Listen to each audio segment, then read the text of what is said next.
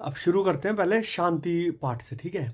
ओम शांति ही शांति ही शांति ही। मेरे अंग पुष्ट हों और मेरे वाक प्राण चक्षु श्रोत्र बल और संपूर्ण इंद्रियां पुष्ट हों।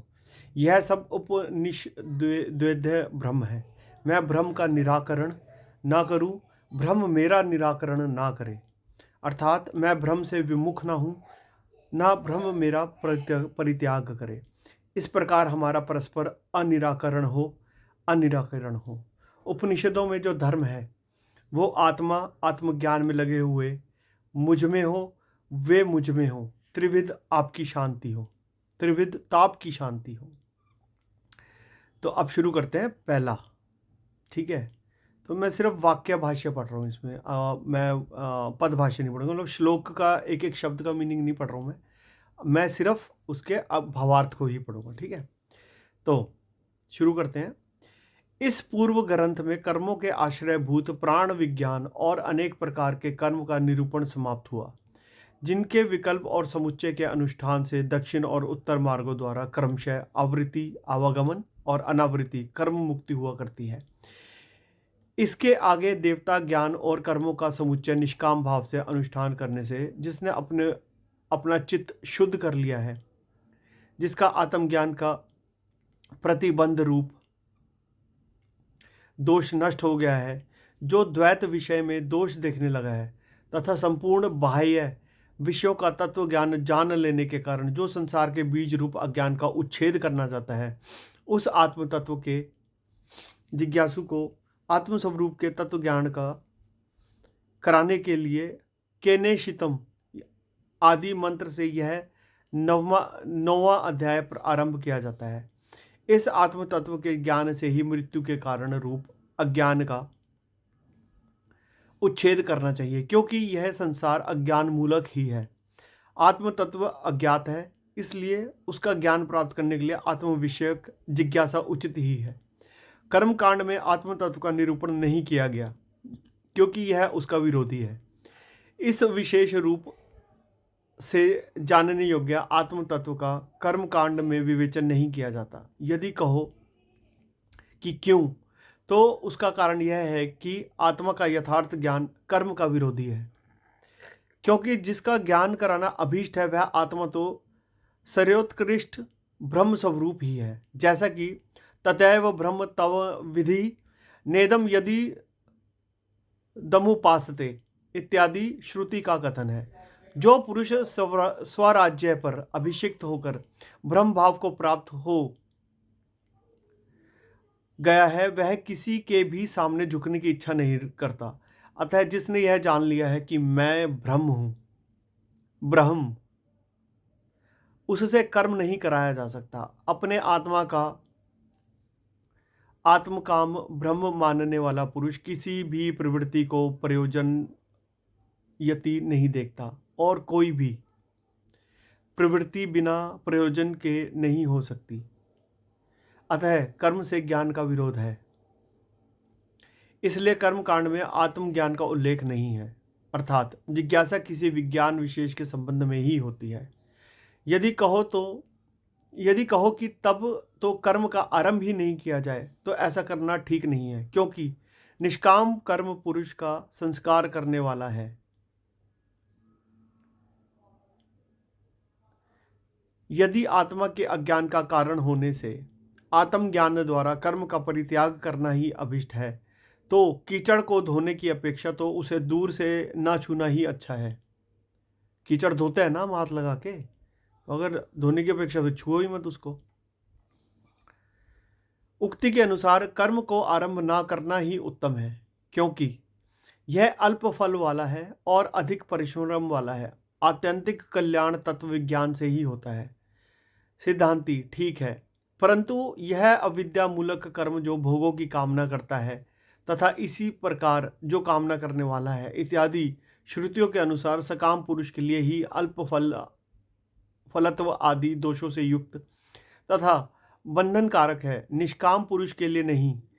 उसके लिए तो कर्म अपने निर्वर्तक और आश्रयभूत प्राणों के विज्ञान के सहित संस्कार के ही कारण होते हैं।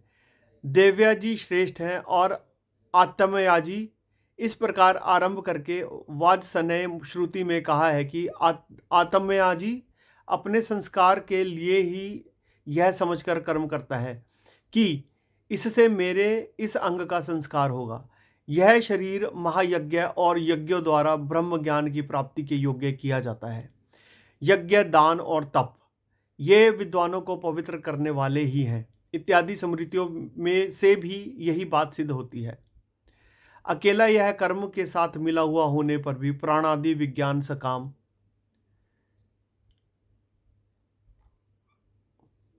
पुरुष के लिए तो प्राणत्व प्राप्ति का ही कारण होता है, किंतु निष्काम पुरुष के लिए वह दर्पण के मार्जन के समान आत्मज्ञान के प्रतिबंधकों का निर्वर्तक होता है।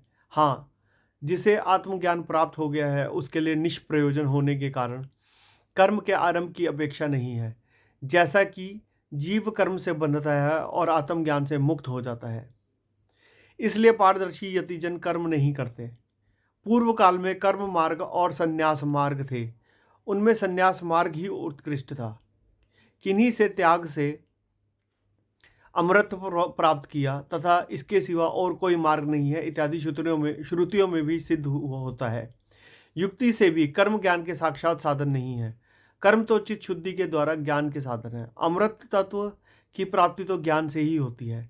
जैसा कि ज्ञान से अमृत तत्व ही प्राप्त कर लेता है, विद्या से अमृत को पा लेता है इत्यादि श्रुति स्मृतियों से प्रमाणित होता है। जो मनुष्य नदी के पार पहुंच गया है, यह अपने अभीष्ट स्थान पर जाने के लिए स्वतंत्रता प्राप्त होने पर भी नौका को ना छोड़े। ऐसा कभी नहीं होता कि जब आप नदी पार कर लेते हो तो आप नौका को अपने साथ थोड़ा ना बिठा के रखते हो, छोड़ देते हो ना, आप आगे बढ़ जाते हो। तो वैसे ही है, ये शरीर भी वैसे नौका की तरह ही है। जो यस्तु स्वतः सिद्ध है उसे कोई भी पुरुष साधनों से सिद्ध नहीं करना चाहता। आत्मा भी स्वभाव सिद्ध है और इसलिए वह प्राप्त करने की इच्छा करने योग्य नहीं है, क्योंकि आत्मस्वरूप होने के कारण यह नित्य प्राप्त ही है।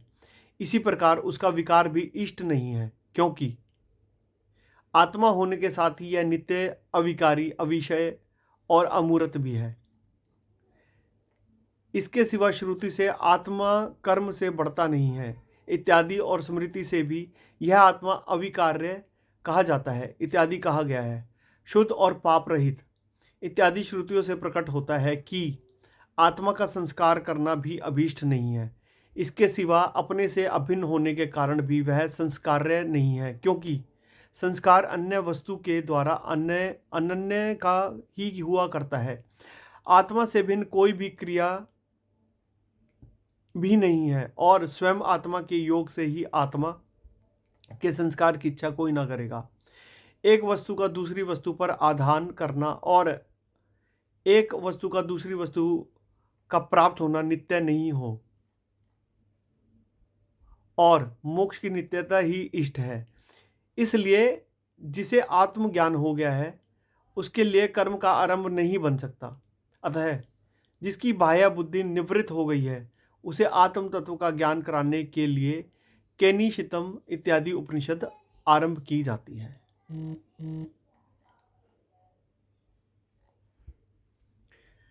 मन आदि अचेतन पदार्थों की प्रवृत्ति रूप लिंग से उनकी प्रेरणा करने वाले किसी विशेष तत्व के विषय में प्रश्न करना ठीक ही है, क्योंकि रथ आदि अचेतन पदार्थों की प्रवृत्ति भी चेतन प्राणियों से अधिष्ठित होकर ही देखी है, उनसे अधिष्ठित हुए बिना नहीं देखी। मन आदि अचेतन पदार्थों की भी प्रवृत्ति देखी ही जाती है।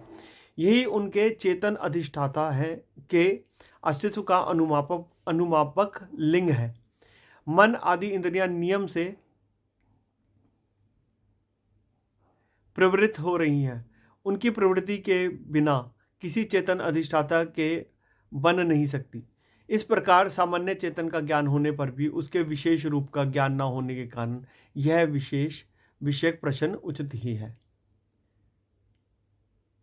तो यहाँ से ना प्रेरक विषयक प्रश्न और उत्तर शुरू हो जाएंगे। अब यहाँ पे क्वेश्चन आएगा, फिर आंसर आएगा उसका।